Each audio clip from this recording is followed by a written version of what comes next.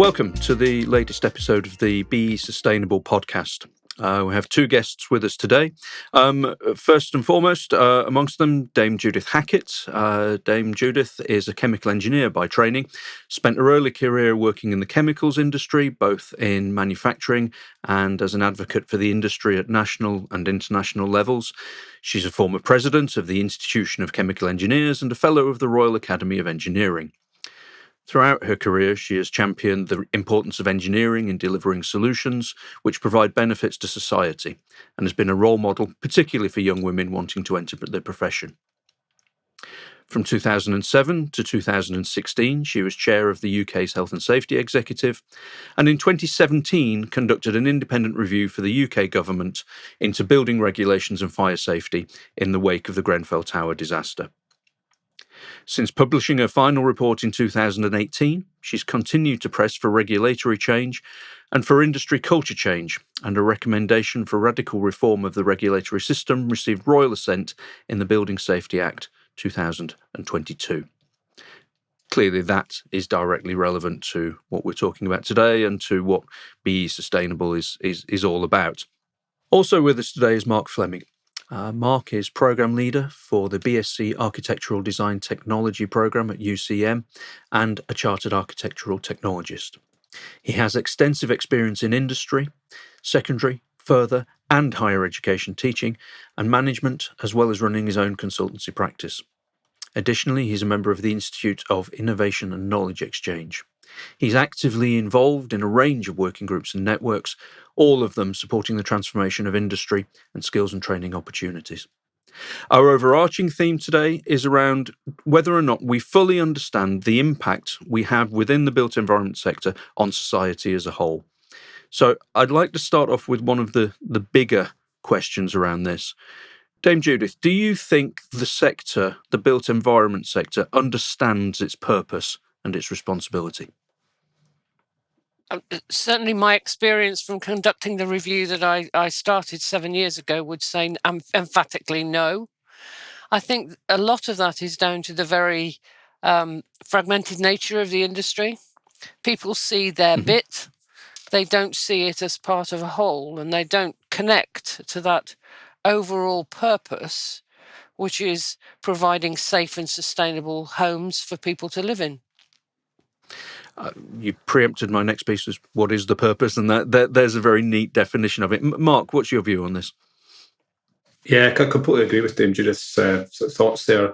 I think the sector suffers quite a lot from inertia in respect of, not necessarily moving on with, competencies and legislation, to name but a few. But the overarching responsibility of the sector is to provide, safe, equitable houses and places to live. And we need to think beyond, monetary value in terms of deeming a construction project a success and actually valuing, the activities that go on beyond gateways 1 and 2 of a project, for example. So, the sector needs to realise that, what we are invested in building is about safe, futures and safe communities, as opposed to, a building that we can stand and look at and admire. Okay.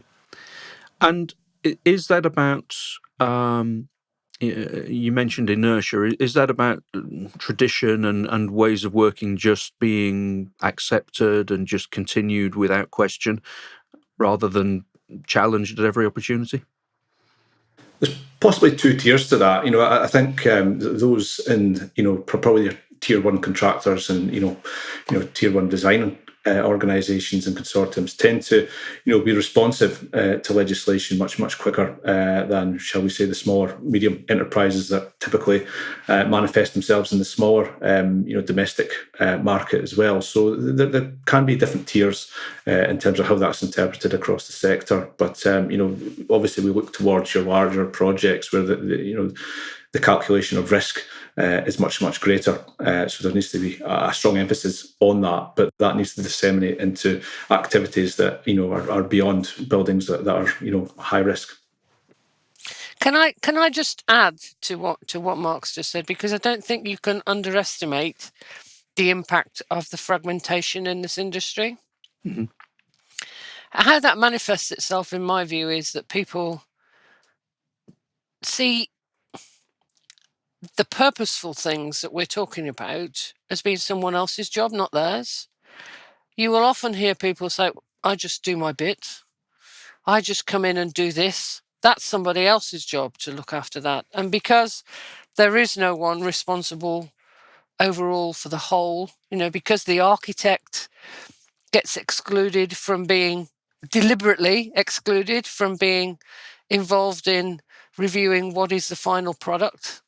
There is no chain of thought, chain of responsibility, or hasn't been until now, in the way buildings are designed and constructed to ensure that what was intended is what gets delivered. And is the key within this defining that intention?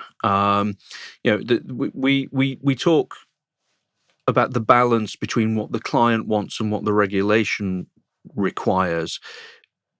How do we also factor in sort of the overarching principles of what society needs?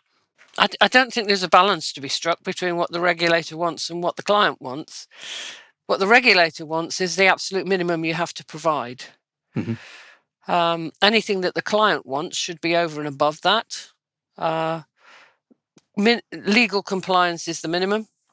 But again, I think for me, the big issue here is where are the needs of the clients, the residents, taken into account, both in the construction phase, but also, as we have seen most recently from the output from the public inquiry, it's pretty obvious that there is not a culture of taking residents' views into account even after the buildings are constructed. And how do we address that? My view is that you address it first and foremost by changing that regulatory framework, but that's only the start. You then have to address the industry culture, and that's what we've been working on. Many people, not just me, for the last 7 years, is trying to get that change in culture, because the framework alone will not deliver. The regulatory framework on its own won't deliver that change if people continue to see the rules as something to be gamed, something to try and find your way around. It is getting that sense of, I'm going to do this because it's expected of me, it's required of me, and morally and ethically, that's what I should be delivering. Marc? Yeah, completely agree with Dame Judith there. I think one of the things we really need to consider is that clients can often drive that behaviour, can actually drive, putting pressures on organisations to deliver at cost and to deliver on time, as opposed to deliver safely and deliver something that is far more greater. And something Dame Judith said there really resonated with me is that, what we're talking about here is minimum standards, bare minimum. That's what we aspire to do in this country, is achieve. It doesn't matter what, whether we're applying disability regulations into, building standards as an example. Every single standard we adhere to is bare minimum. So we're not aspiring to something that is greater and for is much grander than what the minimum state. The regulations are minimum, and that in itself is probably a culture change that we need to reflect on as a sector as well. Is that we aspire for bare minimum as opposed to blue sky thinking. And for me, that's part and parcel of that transition, if you like, in terms of the culture that we have in our industry, is to start thinking beyond bare minimum and actually exceed expectations.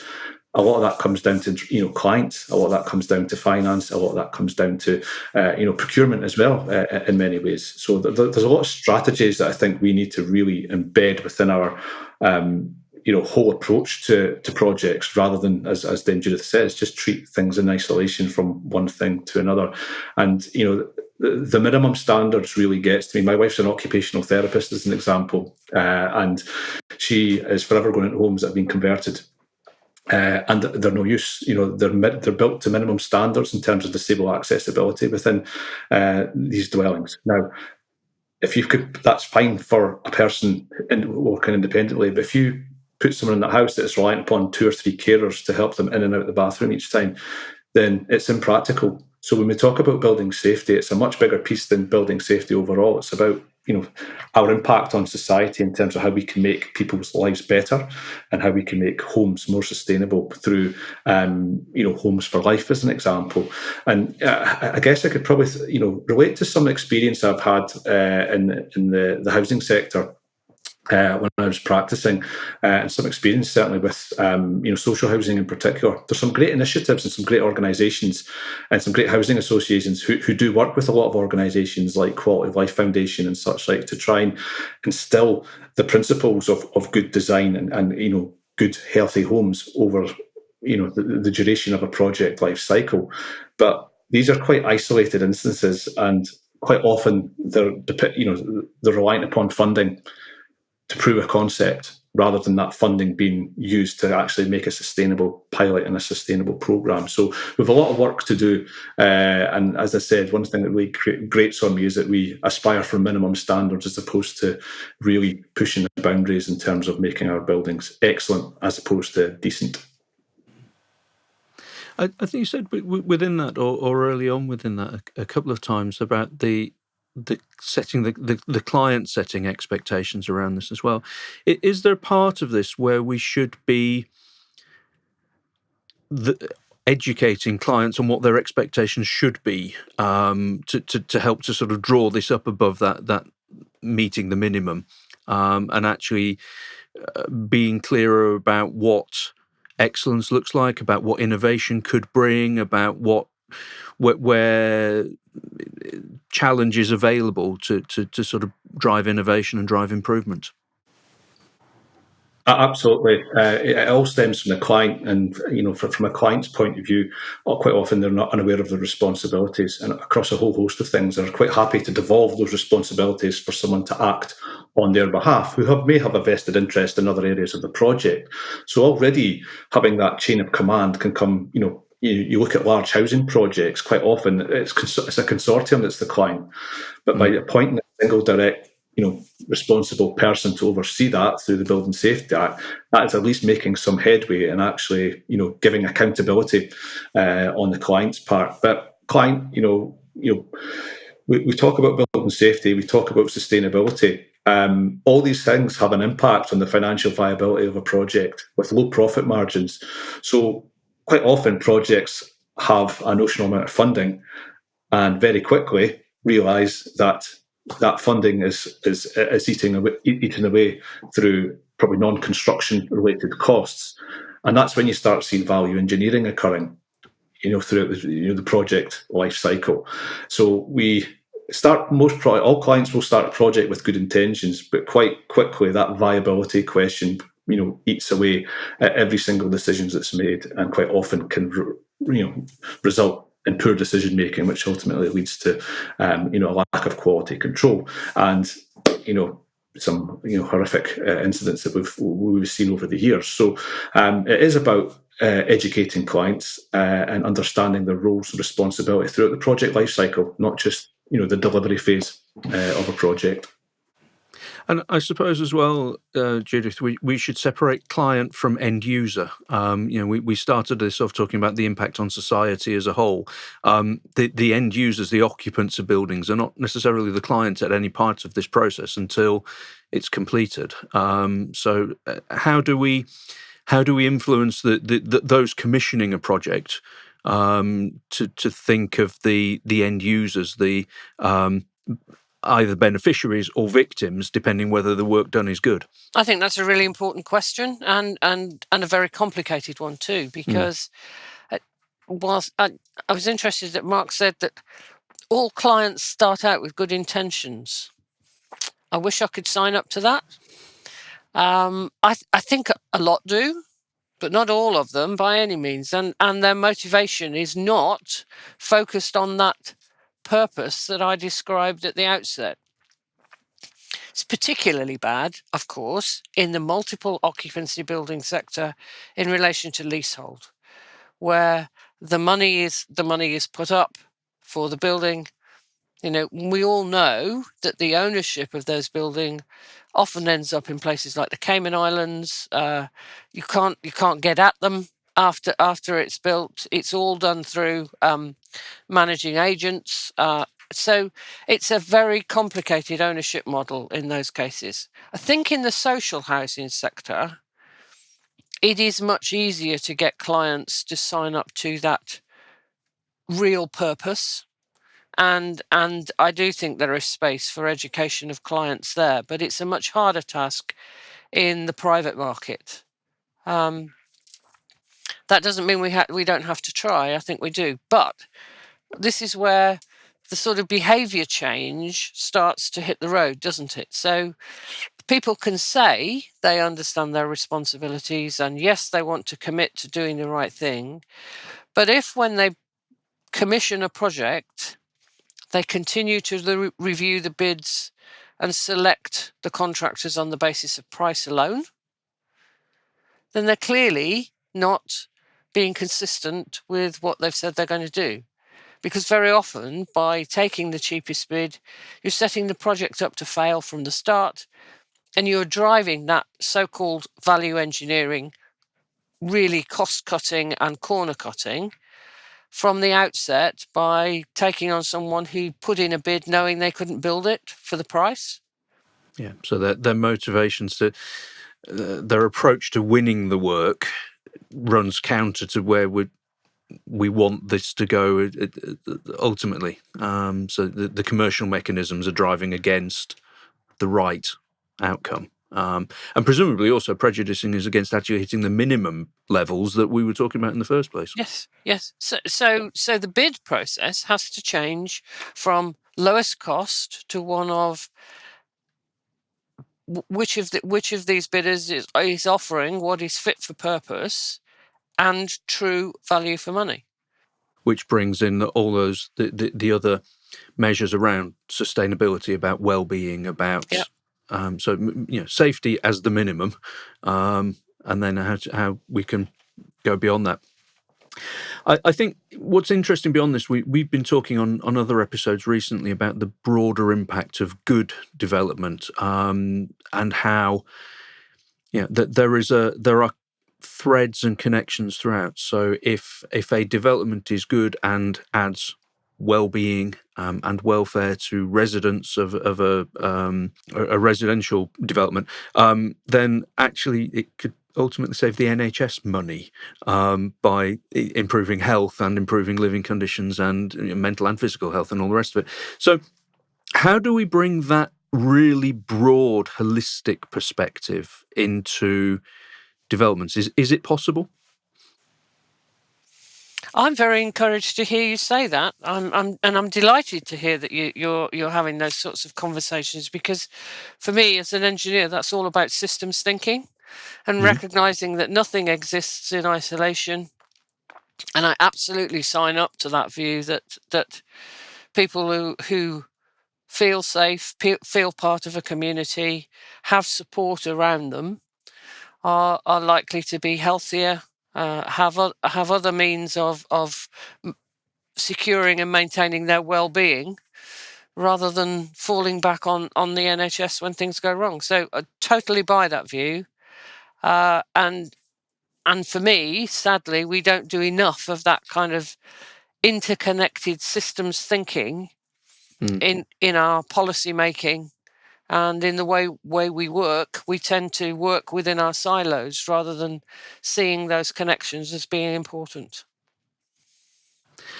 Marc, from a practical perspective and from your experience in the sector, how far are we away typically from thinking at that level when projects are being conceived and built? I would say it's happening. But the problem is it's happening very sporadically in small pockets of isolation that are dependent on additional funding to support that. I could anecdotally give you some great evidence of some case studies up here, up in Scotland, where there's been consortiums between the local authority, the local NHS, modular house builders, and a range of consortiums actually coming together to build housing that is lifelong housing. self-management of healthcare is a Scottish Government priority.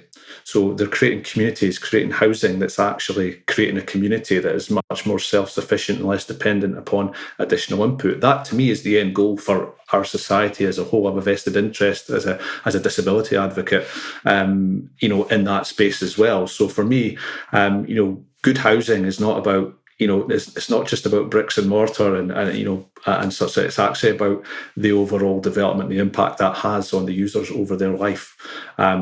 But again, a lot of these schemes are predicated on, bespoke funding models where there's additional funding to make these proof of concepts viable. And it goes back to, we are so invested in making projects. As a domestic house owner, I'm contemplating an extension on my house. I have a cost in mind that I need to build it around. I've not got any additional funding coming out with remortgaging. So I need to think long and hard about what I'm trying to get out of that small scale project at a cost that's affordable to me. And as Dame Judith said, you go to the private, the private sector, particularly for, the high risk buildings that we touch on. There are people in that, unfortunately, in that space that are there to capitalise and make money, as opposed to make a sustainable development that you could, be proud of. So there's a lot of work to do, and I think that one we'll go back to that end user discussion as well. That that occupant phase and the empowerment of the occupant at design stage is so important, and that's where your social housing organisations can be quite good in terms of getting getting end users involved in that process right from the offset, so that the compromises that are made are for the greater good as opposed to on profitability. But on that point, I think it's important we also take time to recognise that clients themselves and a lot of end users don't actually know what their responsibilities are, and don't quite often know what good housing looks like. And that is a challenge as well that we really need to focus on going forward, is how we educate society in terms of what the expectations are. You go to any major city in the UK, you will see such disparity of housing, from really high-end housing to some shockingly poor housing. Our life experiences, unfortunately, determine to us what is normal. And we need to change that culture quite significantly in the UK, so that the clients and the end users actually have a greater input in what housing and what the future of not just housing, but any commercial building as well looks like from that perspective. We've talked about regulation, about minimum standards, and how that should be a given, that's a minimum, that's a baseline expectation. Is there a way that, maybe not by regulation, but a way to sort of mandate that these conversations, these thought processes are happening, that there is this genuine inclusion of the end user, of the client, and all of the participant in the life cycle? Absolutely. And if you look at the Building Safety Act and really study what it does, that is at the heart of what it does, because it assigns responsibility. That's the most important thing about the Act. It doesn't actually change the standards. The Chief Building Inspector often says, the new Chief Building Inspector in the Building Safety Regulation often says, all we're asking you to do is to do what you always should have been doing. But what is now different is that there is clearly assigned responsibility at every stage in the project for delivering that.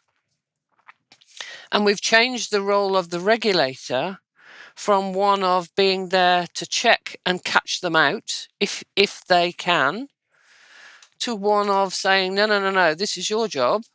You demonstrate to me that you have done what you should have done. And unless you can, I'm not going to give you permission to move to the next stage. That's a very, very different approach, and is going to drive some very different behaviours. Some people get it already. Others are still struggling to get how big a shift that is. Marc, you were nodding enthusiastically as well at the same point. I had a good chuckle there when Dame Judith said it's what you should have been doing.